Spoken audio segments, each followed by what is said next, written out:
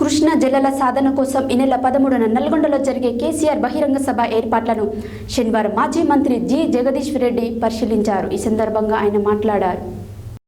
కృష్ణా జలాల సాధన కోసం ఈ నెల 13న నల్గొండలో జరిగే కేసీఆర్ బహిరంగ సభ ఏర్పాట్లను శనివారం మంత్రి జగదీశ్వర్ రెడ్డి పరిశీలించారు.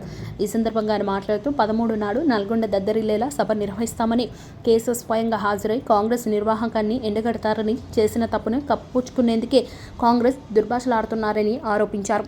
రేవంత్ రెడ్డి లాంటోడు హాఫ్ నాలెడ్జ్ వ్యక్తి అని, కేసీఆర్ గుర్తులు చెరిపేస్తామంటున్న రేవంత్ రెడ్డి నీచ సంస్కృతి అర్థమవుతుందని, నిజంగానే కేసీఆర్ గుర్తులు ఇవాళ మాయమవుతున్నాయని, 24 గంటల కరెంట్ కేసీఆర్ గుర్తని ఇవాళ 24 గంటల కరెంట్ మాయమైందన్నారు.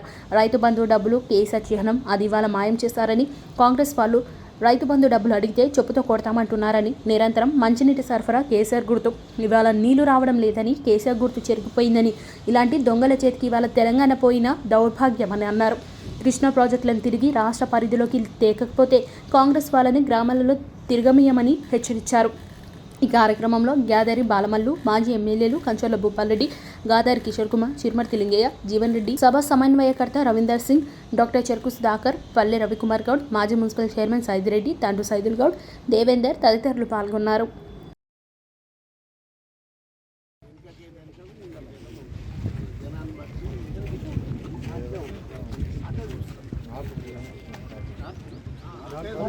తీసుకుంటే చెట్లకు వస్తుంది, 30 డిగ్రీలు తీసుకుంటే చెట్లకు వస్తాయి.